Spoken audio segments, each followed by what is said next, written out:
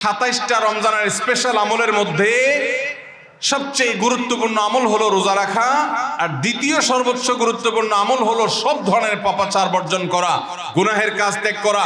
যদি কেউ রমজানে রোজা রাখে আবার চোখ দিয়ে হারাম জিনিস মোবাইলে দেখে, স্ক্রিনে দেখে, পত্রিকার পাতায় দেখে, অফলাইনে দেখে, পর্নোর দিকে তাকায় থাকে, সে যদি কান দিয়ে হারাম জিনিস শুনে, গান বাদ্য এই সমস্ত কিছু সে যদি উপভোগ করে, তাহলে তার এই রোজা আর উপোস থাকার মধ্যে কোনো পার্থক্য।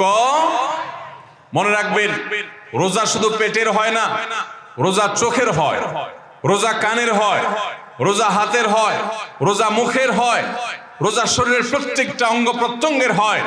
একজন মানুষ যখন তার পুরো শরীরে রোজা করে, সে যখন সকল অঙ্গ প্রত্যঙ্গ দিয়ে আল্লাহর আনুগত্য করে, আল্লাহর নাফরমানি থেকে বেরিয়ে আসে, তখন সে সত্যিকারের রোজাদার হয়।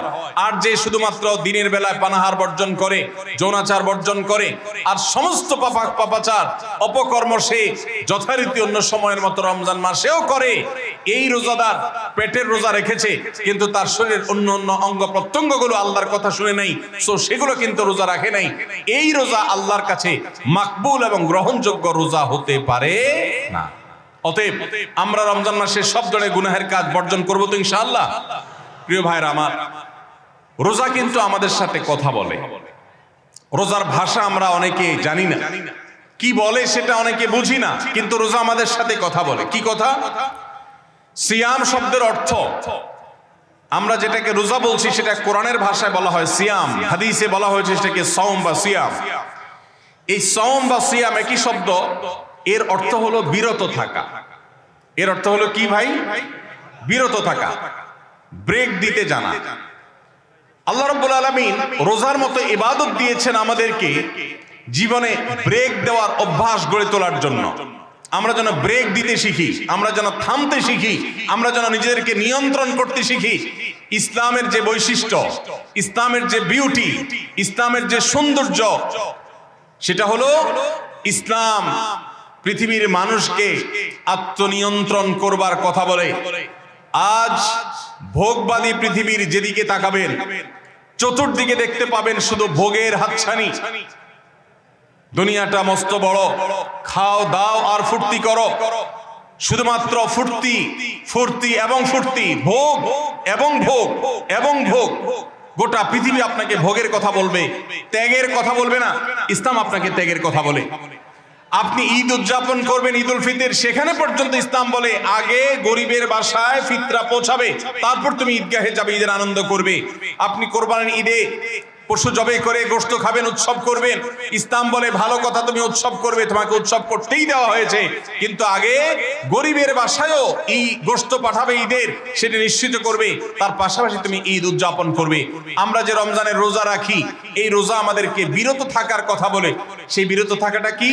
সেটা হলো আমরা যখন রোজা রাখি আমাদের পিপাসা হয়, আমাদের ক্ষুধা লাগে, পিপাসা হয়, আবার হাতের সামনে হয়তো পানিও আছে। আমার ক্ষুধা লাগে, হাতের সামনে হয়তো খাবারও আছে, কেউ দেখছেও না, সিসি ক্যামেরাও নেই, বদ্ধ রুমে কক্ষের মধ্যে, কিন্তু আমি রোজাদার। কোন রোজাদার রোজার মধ্যে খায়, পান করে? কেন? কারণ সে জানে আল্লাহ নিষেধ করেছে। আমরা যখন ইফতার সামনে নিয়ে বসে থাকি সন্ধ্যাবেলা, ভাইরা আমার, সারা বছর নাস্তা তো আল্লাহ তাআলা কম হোক বেশি হোক সবাইকে করার তৌফিক দেন, আমরা সবাই তো কম বেশি নাস্তা করি। সারা বছর আপনি যদি বুফে গিয়ে 100 আইটেমের নাস্তা দিয়েও আপনি খাবার গ্রহণ করেন, সকালের ব্রেকফাস্ট আপনি খান, ইফতারের সময় মাত্র 2-4টা আইটেম নিয়ে বসে থেকে আজানের জন্য, সূর্য ডুবার জন্য যে অপেক্ষা করেন, ওই অপেক্ষার সময় যে অবর্ণনীয় স্বাদ আর তৃপ্তি পাওয়া যায়, পৃথিবীর সমস্ত খাদ্য গ্রহণের মধ্যেও এই তৃপ্তি বা স্বাদ নাই। নবী সাল্লাল্লাহু আলাইহি ওয়াসাল্লাম সেজন্য বলেছেন, লিসাইমি ফারহাতান, রোজাদার ব্যক্তিকে দুটি আনন্দ দেওয়া হয়, ফারহাতুন ইনদা ফিতরি ওয়া ফারহাতুন ইনদা লিকাই রাব্বি। একটা আনন্দ হলো ইফতারের সময়, অবর্ণনীয়, ভাষায় প্রকাশ করবার অযোগ্য। কি ভালো লাগা কাজ করে, ইফতারের জন্য আমরা বসে আছি, খাবার সামনে আছে রকমারি, শীতল শরবত সামনে আছে, রকমারি খাবারের পসরা সাজানো আছে, টেবিলে, দস্তরখানে, এদিকে পেটে ক্ষুধাও আছে, কিন্তু আমরা মিনিট গুনছি, আমরা সময় দেখছি, ঘড়ির দিকে তাকিয়ে আছি সূর্য কখন ডুববে। সূর্য ডুবেছে আর সাথে সাথে আমরা ইফতার করছি। এই যে আল্লাহর নির্দেশের অপেক্ষা, ইসলাম রোজার মাধ্যমে আমাদেরকে সেই শিক্ষাটা দিতে চায়। রোজা আমাদের সাথে সেই কথা বলে যে দেখো, তুমি জীবনে বিরত থাকতে শিখো, গোটা পৃথিবী তোমাকে ভোগ শিখাবে, ইসলাম তোমাকে ত্যাগ শিখাবে, ইসলাম তোমাকে কন্ট্রোল করা শিখাবে। আমাদের তরুণদের চরিত্রকে নষ্ট করবার জন্য, তাদেরকে নানাভাবে উস্কানি দেওয়ার জন্য, বিনোদনের নামে, নিউজের নামে, বিজ্ঞাপনের নামে, বিভিন্ন নামে অশ্লীল নানা দৃশ্য, খোলামেলা দৃশ্য তাদের সামনে দেখানো হয়, ভোগের আহ্বান করা হয়। ইসলাম বলে, হে মুসলিম তরুণ, তোমার চোখের এরিয়ার মধ্যে কোনো পরনারী, কোনো সুন্দরী নারী পড়ে গেছে, তুমি আঁচ করতে পেরেছ, সাথে সাথে তোমার দৃষ্টিকে তুমি নিয়ন্ত্রণ করো, অবনত করো। কুল্লিল মুমিনিনা ইয়াগুদ্দু মিন আবসারিহিম ওয়া ইয়াহফাযু ফুরুজাহুম। আল্লাহ বলেছেন, হে রাসূল বলে দিন ঈমানদার পুরুষদেরকে তারা যেন তাদের চোখগুলোকে নামিয়ে রাখে, তাদের সম্ভ্রমকে তারা সংরক্ষণ করে। মনে রাখবেন, যা খুশি তা করতে পারা এটা যোগ্যতা নয়। নিজেকে নিয়ন্ত্রণ করলাম, যা খুশি তা করব না, এর নাম হলো যোগ্যতা। ডায়রিয়ার রোগী ডাইরেক্ট হয়ে যায়, যা খুশি যে করে, নিজের মন যেদিকে তাকে নাচায় সেদিকে নাচে, এ লোকটা অসুস্থ মানুষের মতো। আর মুসলিম যুবক, মুসলমান মানুষ, নারী পুরুষ, সে নিজেকে নিয়ন্ত্রণ করে। আল্লাহ এটা হারাম করেছেন, আমার মন চায়, চাইলেই আমি সেটা নিতে পারি, কিন্তু আমি নেব না। আমি একটা জিনিস ধরতে পারি, আল্লাহ হারাম করেছেন, সেজন্য আমি ধরবো না। এই শিক্ষাটা রমজান আমাদেরকে দেয়। অতএব রমজানের সবচেয়ে গুরুত্বপূর্ণ আমল হলো এই 10 নম্বর আমল, সেটা হলো পাপাচার বর্জন করা। নবী সাল্লাল্লাহু আলাইহি সাল্লাম বলেছেন, যে ব্যক্তি রমজানে রোজা রাখলো আর পাপাচার বর্জন করলো না, তাহলে এই রোজা রাখার উপোস থাকার ভিতরে কোনো পার্থক্য নাই। আল্লাহ আমাদের সবাইকে রমজান মাসে রোজা থেকে সকল হারাম, সকল নাজায়েজ কাজ, সকল গুনাহের কাজ ছাড়ার তৌফিক দান করুন, আমি। ভাইরা আমার, 11 নম্বর আমল হলো অধিক পরিমাণ দোয়া করা। রমজান মাসে রোজা রেখে আমরা বেশি বেশি দোয়া করব। চলতে ফিরতে উঠতে বসতে দোয়া করতে পারেন। আমাদের মায়েরা অনেকে শুনছেন আমাকে, রমজান মাসে আপনি গৃহস্থলী কাজ করছেন, রান্না বাড়া করছেন, ঘর ঝাড়ু দিচ্ছেন, আর মনে মনে আল্লাহর সাথে কথা বলেন। দোয়া মানে আল্লাহর সাথে কথোপকথন। আল্লাহ, আপনি আমাকে মাফ করে দেন, আমার বাবাকে মাকে মাফ করে দেন, সন্তানগুলোকে হেদায়েত দান করেন, চোখের পানি ফেলেন। নিয়মতান্ত্রিক দোয়া, বসে বসে হাত তুলে দোয়া করবেন কেবলামুখী হয়ে। আবার চলতে ফিরতে উঠতে বসতে, এমনকি ওযু নাই সে অবস্থায় দোয়া করবেন। নবী সাল্লাল্লাহু আলাইহি সাল্লাম বলেছেন, 3 ব্যক্তির দোয়া ফিরিয়ে দেওয়া হয় না। কয় ব্যক্তির দোয়া? সালাসাতুন লা তুরাদ্দু দাওয়াতুহুম। 3 শ্রেণী মানুষের দোয়া ফিরিয়ে দেওয়া হয় না। এর ভিতরে এক শ্রেণী হলেন মাজলুম, কারোর জুলুমের শিকার হয়েছে। এই ব্যক্তি জালেমের বিরুদ্ধে যে তার মনের আকুতি থাকে, বদদোয়া থাকে, আল্লাহ সুবহানাহু ওয়া তাআলা এটা ফিরিয়ে দেন না। এজন্য পৃথিবীর ইতিহাসের কোন জালিম আপনি দেখাতে পারবেন না যেই জালিমকে আল্লাহ ছেড়ে দিয়েছেন, আল্লাহ ছাড় দিয়েছেন কিন্তু চূড়ান্ত ভাবে ছেড়ে দিয়েছেন, এমন কোন জালিম আপনি দেখাতে পারবেন না।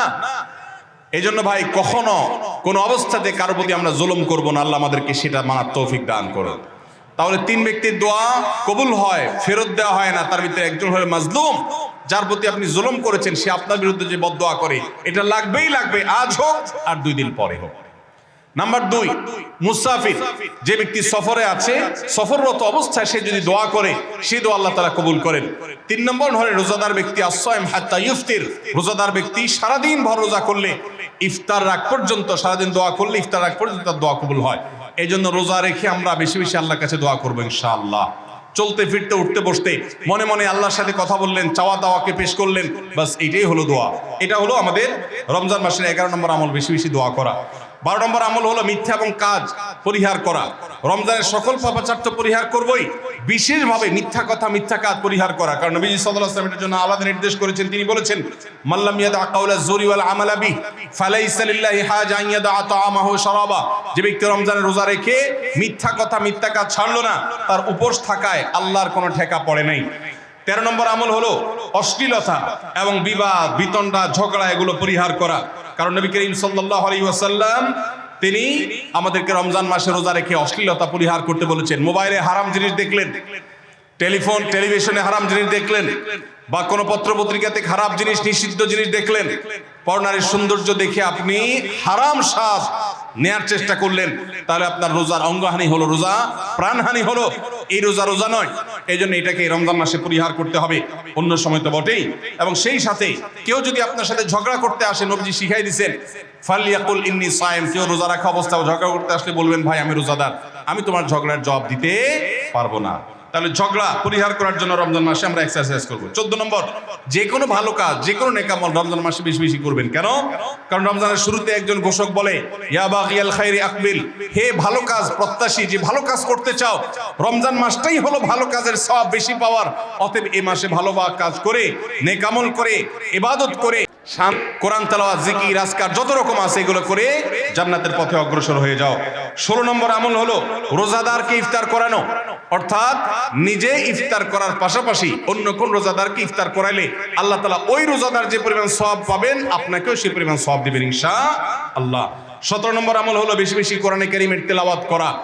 রমজান মাসে আল্লাহ তাআলা আমাদের সবাইকে, 15 নম্বর বাদ গেছে, মাশাআল্লাহ, তো মনোযোগ সহকারে কথা বলছে এবং নোট করছে দেখা যাচ্ছে। তাহলে আমরা আবার পেছনে যাচ্ছি ইনশাআল্লাহ। 15 নম্বর আমল হলো বেশি বেশি ইস্তেগফার করা। বেশি বেশি কি করা? ইস্তেগফার করা, অর্থাৎ ক্ষমা প্রার্থনা করা।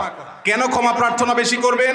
কারণ নবী করিম সাল্লাল্লাহু আলাইহি সাল্লাম বলেছেন ওয়ালিল্লাহি উতাকাউ মিনান নার ওয়া যালিকা ফি কুল্লি লাইলা, রমজানের প্রত্যেক রাতে আল্লাহ তাআলা বহু মানুষকে জাহান্নাম থেকে মুক্ত ঘোষণা করেন। ভাইরা আমার, আমাদের পাপাচারের কারণে জাহান্নামীদের তালিকা নাম উঠে থাকলেও রমজানে আল্লাহ বহু মানুষকে ঠিক দেন যে এই লোককে জান্নাতি ঘোষণা করা হলো, জাহান্নাম থেকে মুক্ত ঘোষণা করা হলো। এই জন্য এই মাসে আল্লাহর কাছে বেশি বেশি মাফ চাইতে হয়, ইস্তেগফার করতে হয়, চোখের পানি ফেলে দোয়া করতে হয় যে আল্লাহ আপনি মাগফিরাত নসিব করেন। এটা হলো 15 নম্বর আমল। 16 নম্বর আমল হলো রোজাদারকে ইফতার করানো। নিজে ইফতার করবেন, পাশাপাশি রোজাদার ব্যক্তিকেও ইফতার করাবেন। নবী সাল্লাল্লাহু আলাইহি সাল্লাম বলেছেন যদি কোনো ব্যক্তি কোনো রোজাদারকে ইফতার করায়, তাহলে যেই ব্যক্তি তাকে ইফতার করালেন তার রোজার সওয়াব তো সে পাবেই, আপনি ইফতার করায়া সমপরিমাণ সওয়াব লাভ করবেন ইনশাআল্লাহ। অতএব মসজিদে ইফতার দেওয়ার ব্যবস্থা করা যেতে পারে, রাস্তাঘাটে, বিশেষ করে পাবলিক পরিবহনে, এমনকি প্রাইভেট গাড়িতেও সন্ধ্যার সময়, ইফতারের সময় অনেক সময় খাবার থাকে না, তখন আপনি রাস্তা দাঁড়িয়ে যদি সামান্য একটু খেজুর, সামান্য একটু পানি বিতরণ করতে পারেন তাহলে সবটা পাওয়া যেতে পারে। আপনার বাসায় আশেপাশে অনেক অভাবী মানুষ আছে, তাদের বাসায় আপনি ইফতার পৌঁছে দিতে পারেন, এর মাধ্যমে রোজাদারকে ইফতার করার সওয়াব পেতে পারেন। 17 নম্বর আমল হলো বেশি বেশি কোরআনে কারীমের তেলাওয়াত করা। কোরআনে কারীমের তেলাওয়াত রমজান মাসে বেশি বেশি করব। কেন? কারণ হলো এই মাসটাই হলো কোরআন নাজিলের মাস।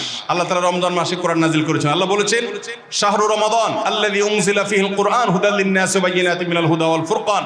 রমজান মাস এমন মাস যে মাসে আল্লাহ তাআলা কোরআন নাজিল করেছেন, এইজন্য এই মাসে বেশি বেশি রোজ কোরআন তেলাওয়াত করতে হবে। নবী করিম সাল্লাল্লাহু আলাইহি সাল্লাম বেশি বেশি রমজান মাসে কোরআন তেলাওয়াত করতেন। আমাদের পূর্বসূরি সালাফগণ কেউ কেউ রমজান মাসে অন্য সব আমল কমিয়ে দিয়ে কোরআন তেলাওয়াতটা সবচেয়ে বেশি করতেন। এই জন্য দিনে এবং রাতে বেশি বেশি করে কোরআন শুদ্ধতার সাথে, সৌন্দর্যের সাথে তেলাওয়াত করব, অর্থ সহকারে বুঝে পড়ার চেষ্টাও পাশাপাশি করব ইনশাআল্লাহ। 18 নম্বর আমল হলো কোরআন পরস্পরকে শোনাশুনি করা, বুঝে পড়া। অর্থাৎ আপনি কোরআন তেলাওয়াত করবেন, আপনার স্ত্রী শুনবে, আপনার মা শুনবে, আপনার বোন শুনবে, আবার তারা তেলাওয়াত করবে, আপনি শুনবেন। আমরা তারাবির নামাজে এক পক্ষীয় তেলাওয়াত শুনি, হাফেজ সাহেব তেলাওয়াত করেন, আমরা শুনি, কিন্তু আমরা তেলাওয়াত করে আরেকজন শুনবে, এটা হয় না। নবী সাল্লাল্লাহু আলাইহি সাল্লাম রমজান মাস আসলে জিবরিল ফেরেশতার সাথে কোরআন শোনাশুনি করতেন। জিবরিল তেলাওয়াত করতেন, নবীজি শুনতেন, আবার আমাদের নবীজি তেলাওয়াত করতেন, জিবরিল শুনতেন। এটা একটা সুন্নাত। এই সুন্নাতটা বিলুপ্ত হয়ে গেছে, এটা নিয়ে চর্চা নাই। এজন্য আমরা এটা বাসা বাড়িতে নতুন করে জিন্দা করব। আল্লাহ আমাদেরকে তৌফিক দান করুন। 19 নম্বর আমল হলো দান সাদাকা বেশি বেশি করা। নবীজি সাল্লাল্লাহু আলাইহি সাল্লাম এমনিতেই প্রচুর পরিমাণ দান করতেন, কিন্তু রমজান আসলে তার দানশীলতার পরিমাণ আরো বেড়ে যেত। এই জন্য অভাবী, প্রতিবেশী, গরিব দুঃখী সবার ঘরে ঘরে আমরা আমাদের সাধ্য অনুযায়ী দান পৌঁছানোর চেষ্টা করব রমজান উপলক্ষে। এটা রমজানের 19 নম্বর স্পেশাল আমল, বিশেষ আমল। 20 নম্বর রমজানের কর্মসূচি হলো ভোর রাতে দোয়া করা। কারণ সারা বছর ভোর রাতে তাহাজ্জুদের নামাজ পড়া বা দোয়া করার সুযোগ আমাদের হয় না, কিন্তু রমজানে সাহরি খেতে তো এমনি ওঠেন। অতএব এই টাইমে দোয়া কবুল হয়। 24 ঘন্টার ভিতরে দোয়া কবুলের সবচেয়ে মোক্ষম সুযোগ, সবচেয়ে আদর্শ সময় হলো এই তাহাজ্জুদের সময়টা। ভাইরা আমার, ঢাকার একটি বড় কোম্পানি, বাংলাদেশের সবচেয়ে বড় শিল্প প্রতিষ্ঠান বললে ভুল হয়তো হবে না, অন্তত এটুকু বলা যায় যে প্রথম 3-4টি বড় প্রতিষ্ঠানের একটি, এরকম একটা প্রতিষ্ঠানের একজন কর্মকর্তা বছর 2-3 আগে আমার সাথে হঠাৎ দেখা। তিনি আমাকে দেখে বেশ আবেগ আপ্লুত হলেন এবং অনেকটা জড়িয়ে ধরলেন এবং বললেন, ভাই আপনার একটি আলোচনা থেকে আমার জীবনের ভিতরে এমন এক পরিবর্তন আসছে যেটা অকল্পনীয়, অভাবনীয়। তো আমি একটু কৌতূহল হয়ে জানতে চাইলাম কোনটা সেটা। তখন তিনি বললেন, ভাই আমার জীবনে এমন একটা রোগ হয়েছে, যেই রোগ ট্রিটমেন্ট করার জন্য দেশে বিদেশে বিভিন্ন জায়গায় গিয়েছি, কোনো চিকিৎসা এর আমি পাই নাই। শেষ পর্যন্ত আশাহত হয়ে চাকরি ছেড়ে দিয়ে, শহর ছেড়ে দিয়ে গ্রামে গিয়ে বসবাস করা শুরু করছি এবং মৃত্যুর জন্য অপেক্ষা করছি। এর মধ্যে আপনার একটা আলোচনার ক্লিপ আমার চোখের সামনে আসলো, সোশ্যাল মিডিয়াতে ওটা শুনলাম। সে আলোচনাটা ছিল আল্লাহর কাছ থেকে অসাধ্য সাধন করার সময় হলো ভোর রাত, তাহাজ্জুদের সময়। আমি এই আলোচনা পুরোটা শোনার পর ওই রাতেই আমি ঘুম থেকে উঠে ভোর রাতে তাহাজ্জুদ পড়ে আল্লাহর কাছে বুক ভাসিয়ে মন ভরে কাঁদলাম, দোয়া করলাম। ওই ভাই বললেন যে আমি এত দোয়া করলাম, দোয়া করতে করতে দীর্ঘ সময় আমি পরিতৃপ্ত হলাম, আমার দোয়া শেষ হয়ে গেল। এরপর দোয়া করে শেষ করার পর ফজর নামাজের সময় হয়ে গেছে। আমার ফিল হলো, অনুভব হলো যে আমার শরীরে আর কোনো রোগবালাই এখন মনে হয় নাই। এবং তিনি গত 2 দিন আগেও তার সাথে আমি দেখা করলাম ঢাকায়, গতকালকে দেখা করলাম, 2 দিন আগে না, মাত্র 1 দিন আগে দেখা করলাম। তিনি এখন সুস্থ সবল হয়ে আবার তার চাকরিতে ফিরে গিয়ে স্বপদে সমহিমায় আছেন। তিনি এক সহকর্মীকে ডেকে আমার সামনে বলছেন, এই তোমরা বলো তো, আমি আগে শারীরিকভাবে বেশি ফিট ছিলাম নাকি এখন বেশি ফিট? তখন তার সহকর্মী আমার সামনে বলছে, স্যার আপনি আগে অনেক বেশি রাগারাগি করতেন, আপনি হট মেজাজি ছিলেন, অনেক বেশি অসুস্থ হয়ে যেতেন কিছু হলেই, কিন্তু এখন আপনি সে আগের সময়ের তুলনায় অনেক বেশি সুস্থ এবং ফিট।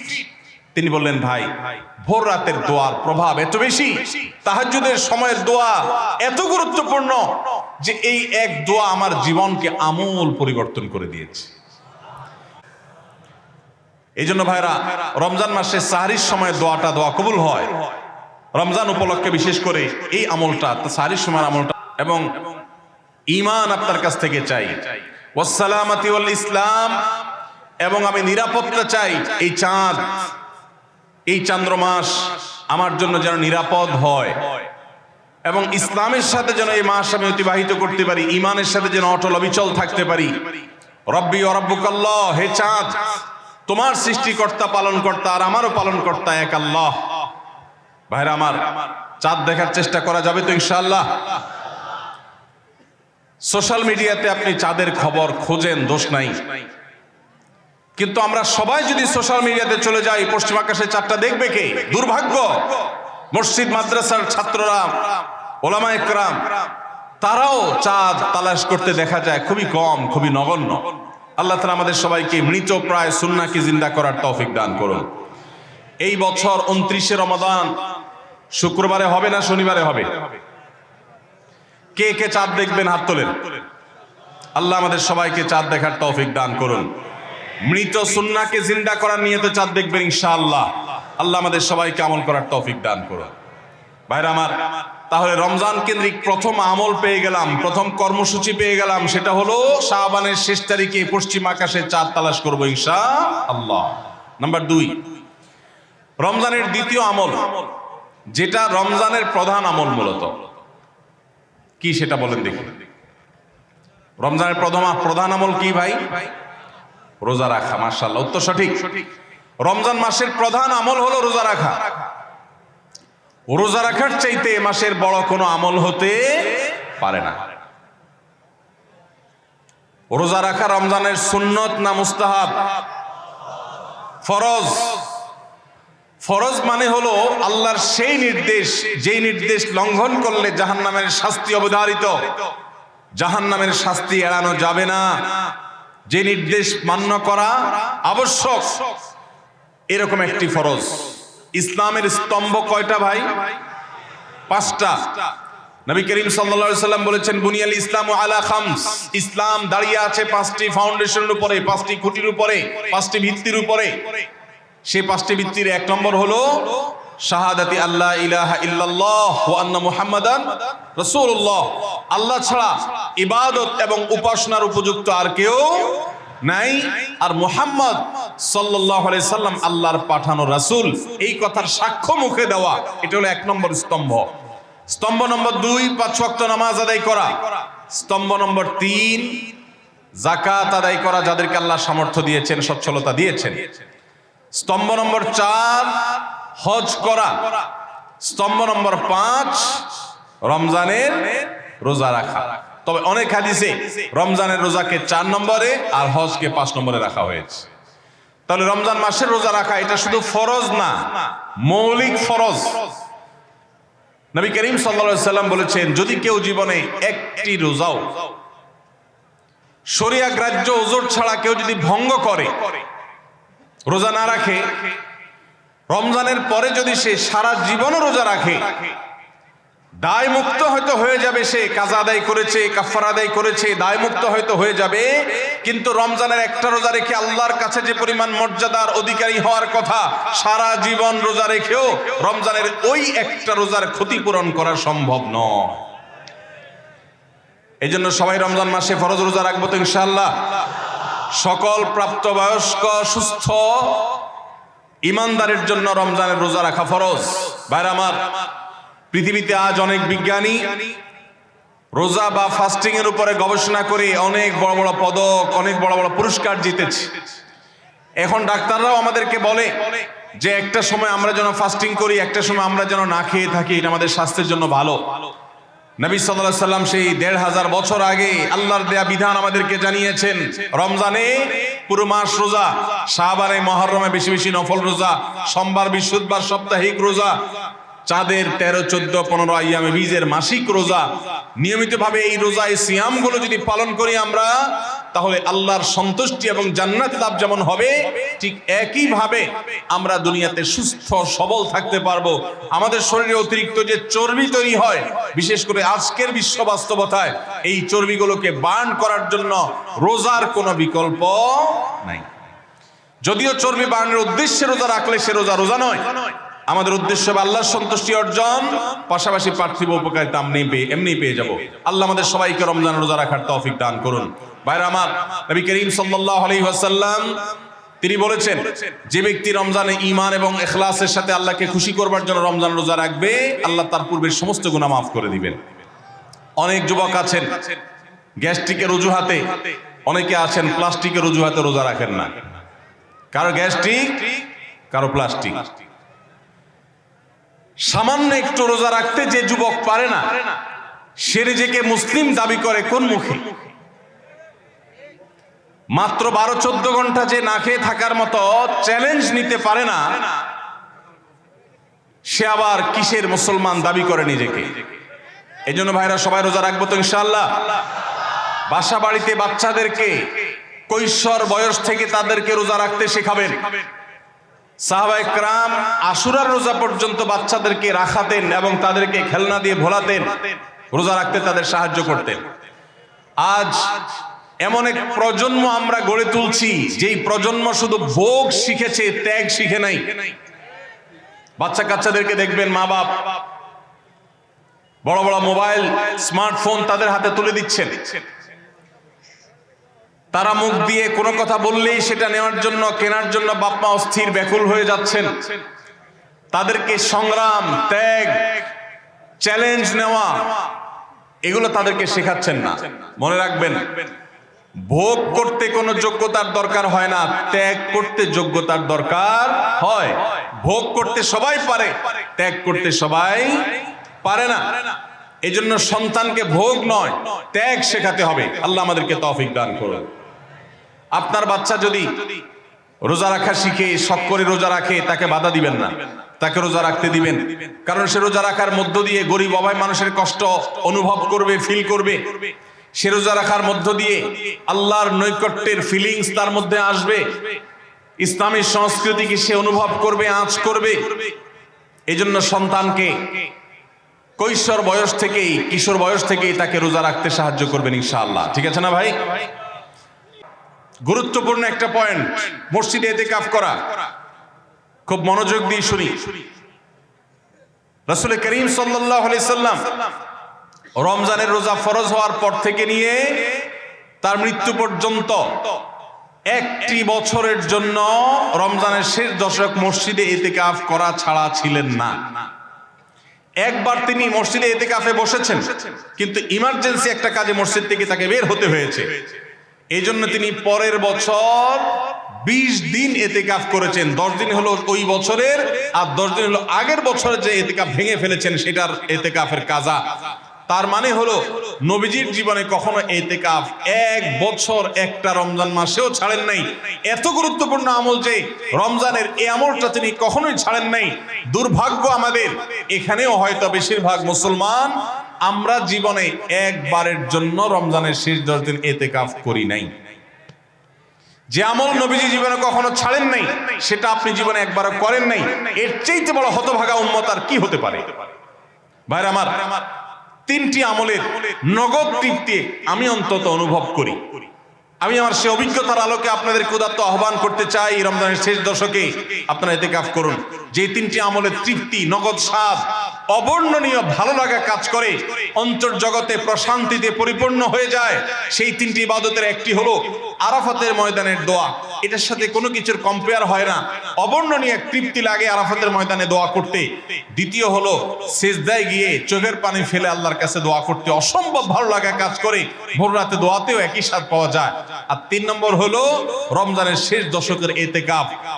ইতিকাফ যে একবার করেছে সে জীবনে বারবার করে, তাকে আর ফেরানো যায় না।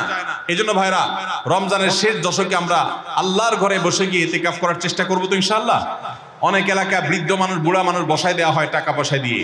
যে টাকা নিয়ে ইতিকাফ করে সেও গুনাহগার, আর যারা টাকা নিয়ে ইতিকাফে বসায় তারাও গুনাহগার। কারণ ইবাদত টাকা পয়সা দিয়ে চলবে না। রমজানের শেষ দশক মসজিদে ইতিকাফ করবো তো ইনশাআল্লাহ। আল্লাহ আমাদেরকে তৌফিক দান করুন। যুবক ভাইরা, একটাবার বসে দেখেন, অসম্ভব ভালো লাগা কাজ করে। মনে হয় যে আল্লাহর মেহমান আমি, এই ফিলটা হয়। কারণ আল্লাহর ঘরে এসে বসে আছেন আপনি কারোর কাছে কোনো কিছু চেয়েছেন, চাইতে চাইতে একটা পর্যায়ে তার পাও জড়িয়ে বসে গেলেন, একদম বসে গেলেন, তার ঘরের সামনে বসে পড়লেন। ইতিকাফটা অনেকটা এরকম। রমজানের প্রথম 20 দিন আল্লাহর কাছে হাত দিয়ে দোয়া করলাম, আর শেষ 10 দিন একজন মসজিদে গাঁটটি মস্কা নিয়ে পড়ে গেলাম। ব্যাপারটা হলো কারো পায়ে ধরে পড়ে যাওয়ার মতো।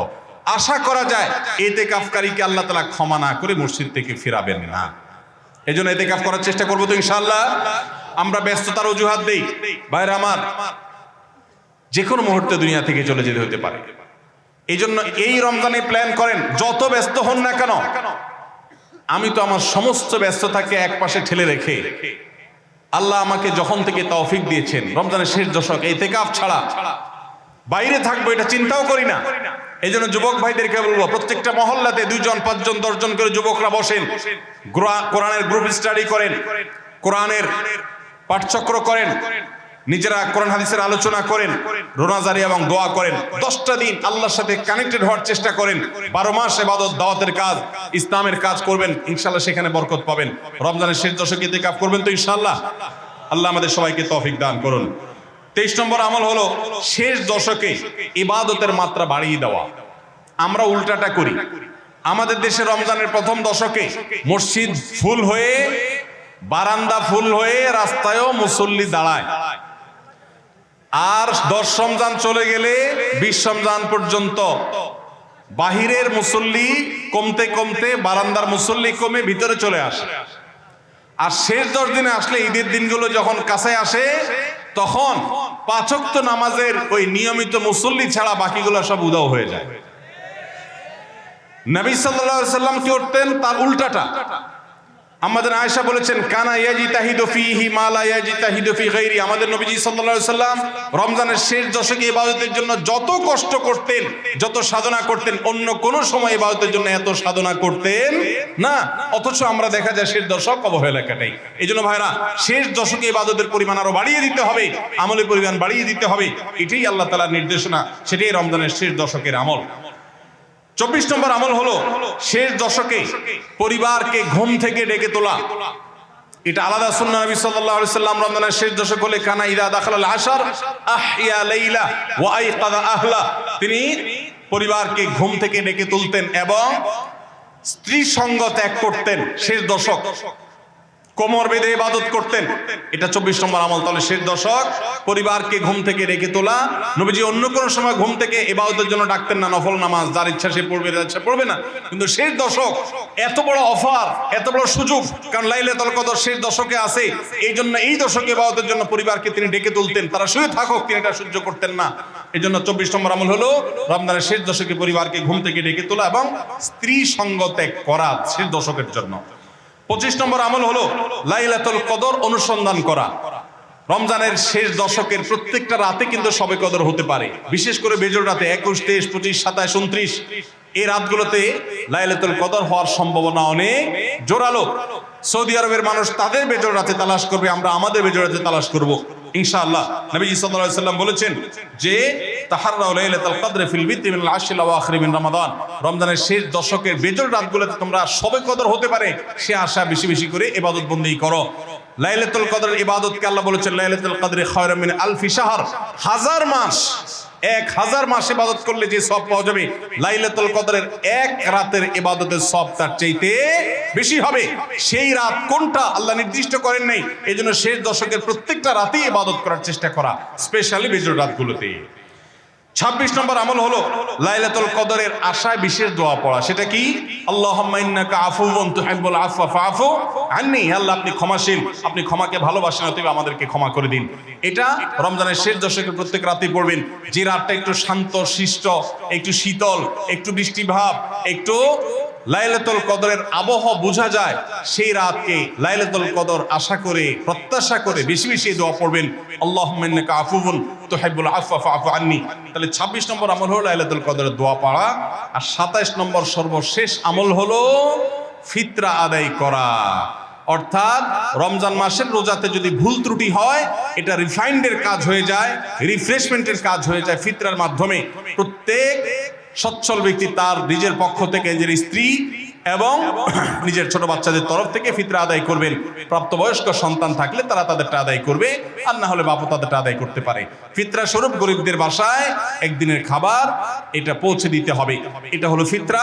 ঈদের নামাজের আগ পর্যন্ত এটা আদায় করার নির্দেশ নবী সাল্লাল্লাহু আলাইহি সাল্লাম দিয়েছেন। তাহলে 27 নম্বর আমল হলো ফিতরা আদায়। এটার মাধ্যমে রমজানের আমল শেষ হয়ে যাবে।